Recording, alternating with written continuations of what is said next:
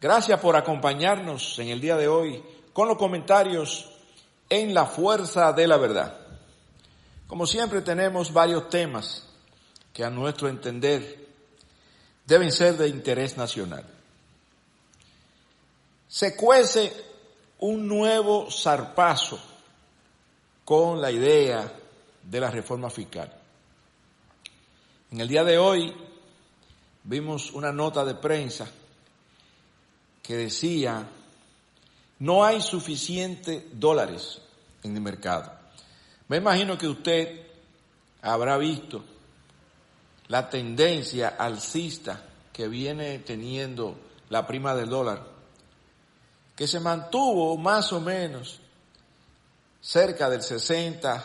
60,20 durante casi todo el año 2024.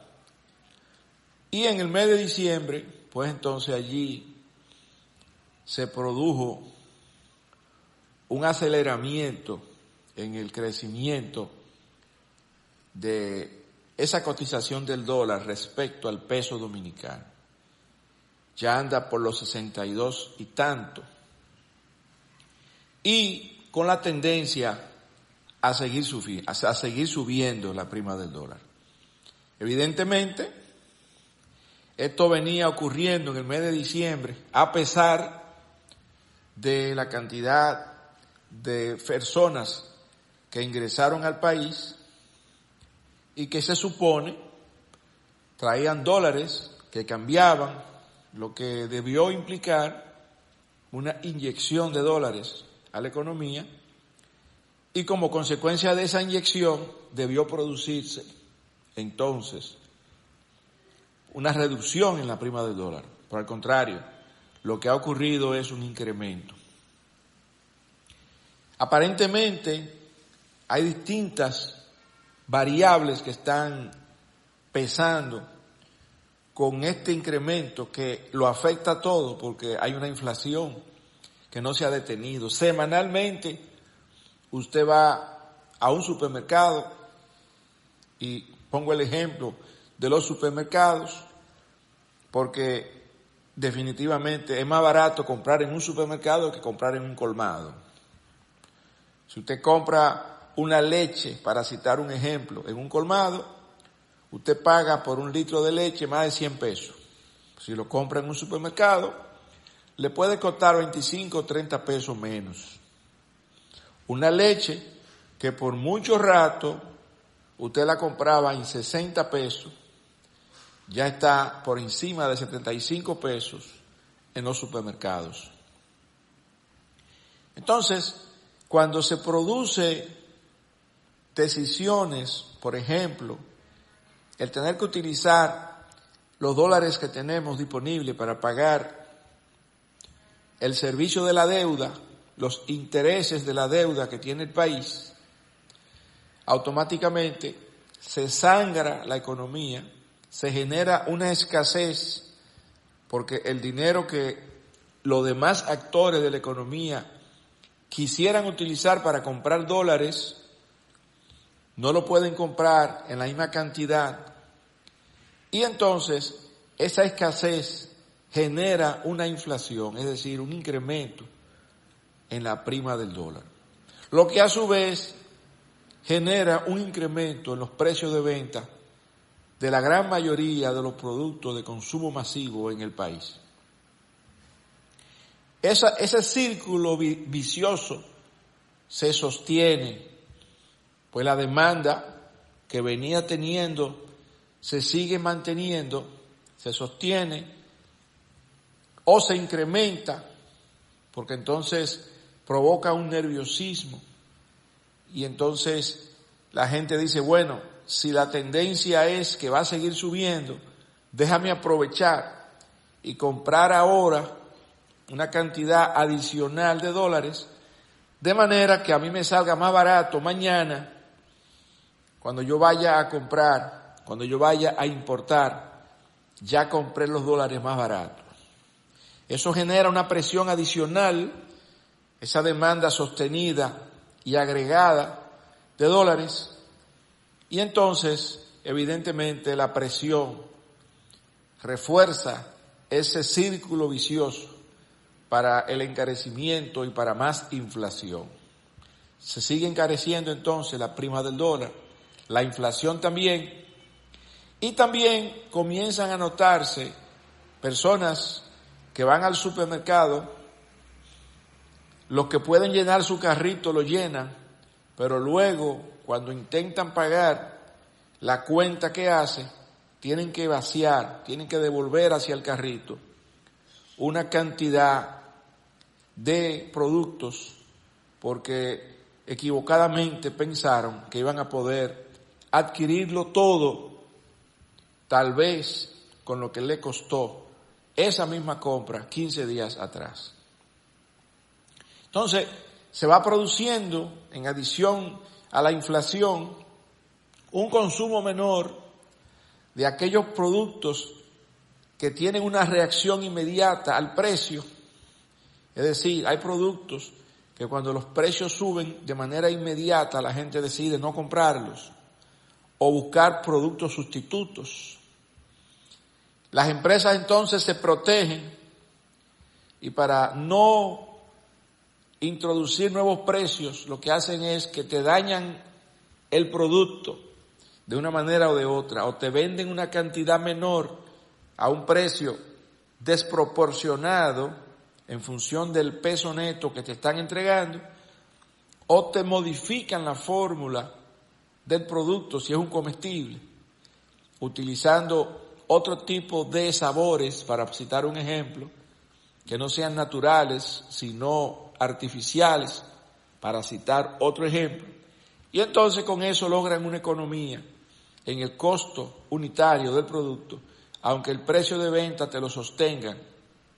y también la cantidad que se te entrega sea menor. Entonces, se comienza a producir ese fenómeno de comprar menos, pero también de entregar menos, de dañar la calidad de los productos. Y, por otro lado, usted comienza a ver que la Asociación de Industrias, por ejemplo, de Industriales de Herrera, está hablando de que la reforma fiscal haría menos problemático el futuro de la economía del país. De nuevo se comienza a hablar de la reforma fiscal, aún a sabiendas de que hace rato se han ido tomando una serie de medidas independientes que de repente estaban ya en el paquete fiscal que se iba a implementar y que fue rechazado por la población. Pero uno se pregunta cómo puede ser que le pueda favorecer a un industrial el hecho de que tenga que pagarse más impuestos. A no ser que se esté apoyando políticamente esa decisión y no se esté pensando en la masa crítica de las personas que fabrican, porque existe en el país, en la gran mayoría de industrias, un alto componente importado del producto. Es decir, que cuando usted separa los tres elementos fundamentales del costo, que son materiales, mano de obra, materia prima y gastos adicionales, gastos indirectos, usted se da cuenta que muy probablemente, exceptuando la mano de obra, todo el resto tenga un componente importado, es decir, que necesite dólares para su adquisición. Entonces, si el tema del dólar es tan sensible y tener que utilizar dinero para pagar más impuestos encarece los costos, no entendemos cómo, sin tener un porcentaje importante adicional de las ventas logrados en exportaciones, estamos pretendiendo pensar y apoyar y creer que nos conviene como industria que existan más impuestos. Pero si uno se pregunta, ¿de dónde vienen los dólares? Porque la crisis que estamos teniendo en este momento es una crisis provocada precisamente por los dólares. más caros, más escasos. Pero ¿de dónde vienen los dólares? Bueno, fuera de lo que es un préstamo, un endeudamiento, lo lógico es que la economía sea autosuficiente y que con las exportaciones reales que tiene pueda suplir a la economía de los dólares que necesita. Por ejemplo, si una industria, una empresa que fabrica, no importa el componente importado que tenga en su costo, pues puede exportar las suficientes unidades de su producto, es decir, venderlo en otros países y cobrarlo en dólares, y eso es suficiente para ellos reponer sus inventarios y tener beneficios, entonces estarían siendo autosuficientes en esa parte. Pero ¿qué pasa? No se trata de un toma y daca individual, sino que en la mayor parte de las veces esos dólares que se necesitan para las importaciones hay que conseguirlo en el mercado local, en la compra y venta de dólares, en el mercado financiero, en los bancos, donde recibimos el apoyo de los oficiales que nos prestan servicio. Y allí se producen esas transacciones internacionales que normalmente exigen una transferencia bancaria u otro tipo de mecanismo para lo que serían la realización de comercialización a nivel de lo que es el comercio internacional. Pero entonces los dólares vienen de las exportaciones, que pueden ser reales en el sentido de que el producto completo, la factura completa que emite la empresa, es pagada por un cliente que se encuentra fuera del país, o para cubrir gastos. Y eso es importante señalarlo, porque también veíamos en la prensa recientemente que se hablaba de las bondades de las zonas francas del país en materia de lo que son las exportaciones. Y aunque pudieran existir casos excepcionales, se entiende que el modelo de negocios de la zona franca es precisamente para lo que es la mano de obra intensiva, es decir, que casi siempre se abre una zona franca en el país porque el precio, el costo de la mano de obra es menor que en otros países, pero realmente el cliente recibe una factura fuera del país, de una oficina que está fuera del país, y ese grueso de la factura, cuando el cliente la paga en dólares, no entra a nuestra economía. Lo que viene entrando a nuestra economía es el pago de ese presupuesto, de esos gastos fijos mensuales que tiene esa zona franca, es decir, la mano de obra, los gastos de energía, los gastos de transporte, los servicios que son necesarios cubrir localmente para poder operar. Pero ni siquiera los impuestos mismos tienen que ver, porque normalmente el modelo de negocios cubre que los productos entren, las partes entren, no como productos a consumir en el país, sino para ser ensamblados, entran al país las partes, y cuando esas partes entran, no pagan impuestos. Entonces, hacen el ensamblado y devuelven para atrás los productos ensamblados, que tampoco pagan impuestos al salir del país. Es decir, que en ese proceso de maquila, como se llama, el país no está recibiendo un ingreso como consecuencia de los impuestos. Ahora, con el pago de los gastos mensuales que se pudiera tener, una cantidad de gastos distintos, que son los servicios que son necesarios para poder operar, evidentemente que viene una remesa, ya sea mensual o trimestral, de parte de la oficina central que está en el exterior hacia la zona franca, la oficina local, ¿verdad? Y esa parte que no es ni siquiera un 40% del total de la factura, sí entra a formar parte de lo que serían dólares que recibiría el país. Entonces, por otro lado, nosotros podemos ver que entran dólares a la economía como consecuencia de las remesas, que son aquellos dineros que nuestra diáspora, no importa en qué parte del mundo se encuentre, envía a sus familiares. Y algo que a nadie le gusta hablar, porque a nadie le gusta tocar este tema, ¿verdad?, es los dólares que entran de manera informal a la economía por aquellos negocios que se producen y que mucha gente conoce como el narcolavado. Ahora, uno puede preguntarse, ¿cómo nosotros podemos ser más atractivos como país si nosotros queremos lograr impulsar un desarrollo? ¿Cómo nosotros podemos lograr que existan más empleos en la República Dominicana? Bueno, necesitamos convertirnos